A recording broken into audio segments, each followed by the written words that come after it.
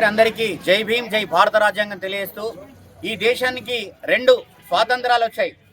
August 15 అనేది ఈ దేశానికి స్వాతంత్రం వస్తే, ఈ జనవరి 26 అనేది దేశంలో ఉన్న పీడిత అణగారిన వర్గాలైనటువంటి బీసీ, ఎస్సీ, ఎస్టీ ప్రజలు, అగ్రకుల పేదలకి స్వాతంత్రం వచ్చిన దినం. అంటే ఈ దేశంలో జనవరి 26న ఈ దేశంలో అగ్రకుల జమీందారీ వ్యవస్థపై, ఆధిపత్య వర్గాలపై జరుగుతున్న, వాళ్ళు చేస్తున్న, పేద వర్గాల మీద చేస్తున్నటువంటి అన్యాయాలపై, అరాచకాలపై స్వస్తి పలికి భారత రాజ్యాంగాన్ని అమలు చేసిన దినమే జనవరి 26. ఈ దేశంలో, ఈ ప్రపంచంలో పీడిత వర్గాలకి, బీసీ, ఎస్సీ, ఎస్టీ ప్రజలకి ఏదైనా అతిపెద్ద పండుగ ఉన్నదంటే ఈ యొక్క జనవరి 26 గణతంత్ర దినోత్సవమే. ఎందుకంటే ఈ పేద ప్రజలకు అన్ని హక్కులు వచ్చినటువంటి దినం ఇది.